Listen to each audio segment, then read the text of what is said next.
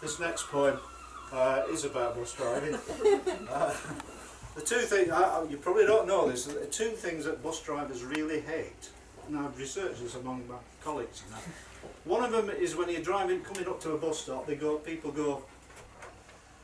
Now, if you ask them the time, they won't know. All they're doing is they're telling you that they know that you were late. And the other thing is holding your stick up. Surely an arm's good enough, isn't it? Yeah. Anyway. Right. Right. Going underground, I was sort of stuck for an idea for this. I wrote this eventually. I thought going underground, I can get something to make people smile out of that. But anyway, I imagined myself in my coffin, and the laughs just came from that. Coupled with the idea I had for a headstone, which you'll see at the end. And the last thing that sort of spurred me on was I was on my own one night and I watched The Seventh Seal, which I was sort of a bit disappointed because I thought it was about Greek. Right, so this is it's called The Last Bus, and Death Shall Have No Dominoes.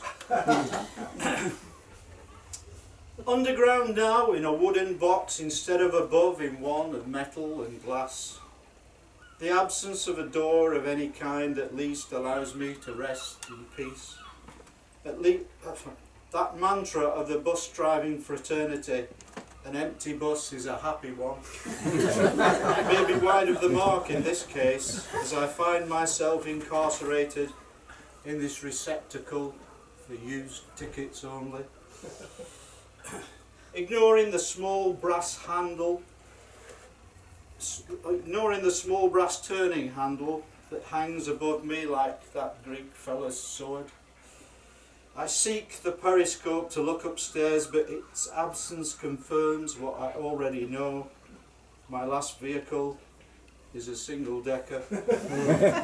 Just me, my timetable and duty board, the latter in truth a laminated sheet of A4 that sets out my journey, my final journey. It is blank.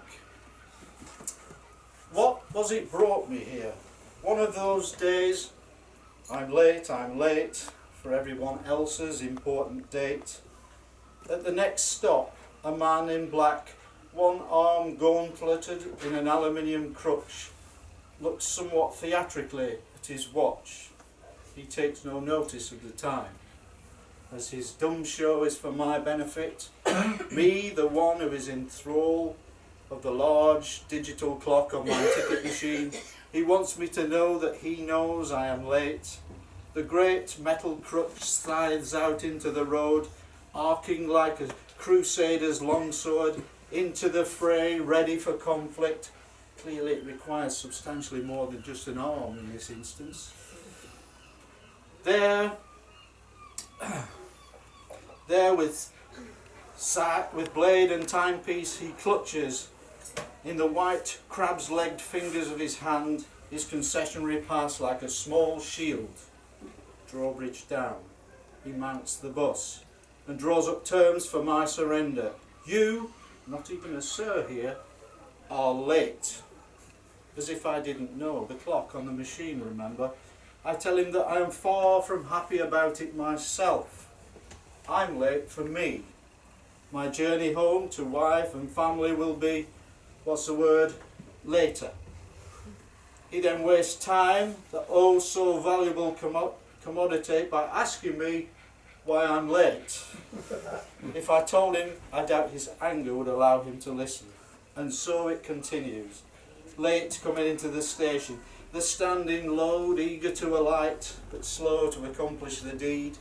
For my next trip, my last journey, more angry faces line up and wait, ready to complain, ready to question about return times or just why I am late leaving the station. The knock-on effect actualises the law of cumulative lateness. Once a bus is late, it can only become later still. Those 20 minutes will not be made up. They will breed, incubated by fate. On a route that challenges the driver, the single-track roads press once. As headway is no longer maintained, as much as dismembered, press once.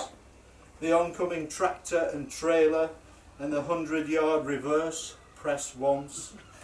The driver out of his camper van comfort zone, the timid tourist puts a back wheel press once halfway up a Cornish hedge and nods in meek obeisance as I process by, press once. I feel the vein in my temple throb, protruding like a bell strip, press once. It keeps ringing but no one gets off, the snickering kids upstairs pressing more than the prescribed once. Ask not for whom the bell tolls.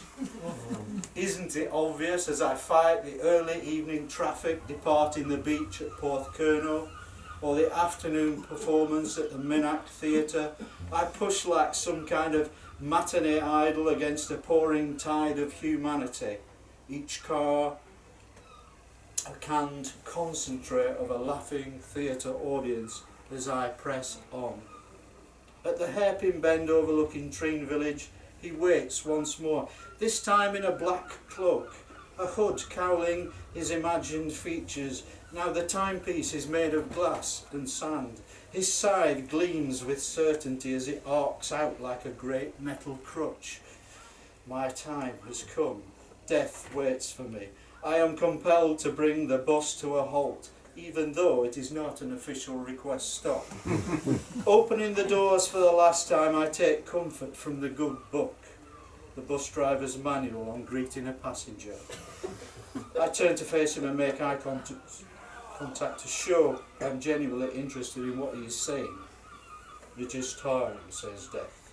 I make sure I listen carefully to what he is saying and do my best to give a clear and concise answer. Fuck, I say.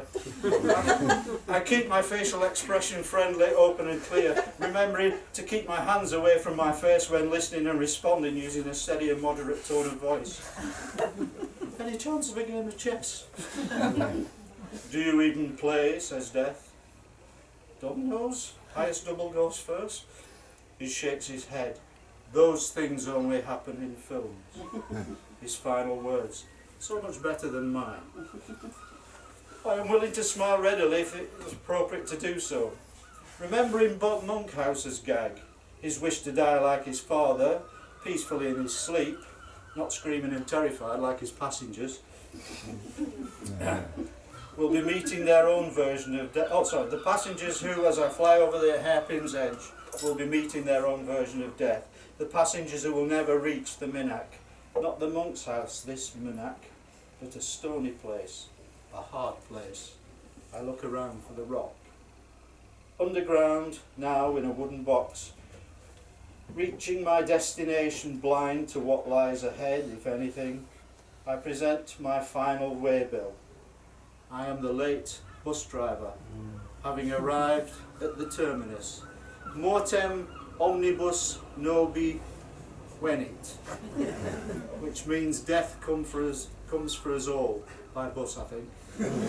I take hold of the brass handle overhead and the letters on the stone 6 feet above turn through the various destinations. Birth, childhood, learning, love, family, hope, until they stop at, sorry, I'm not in service.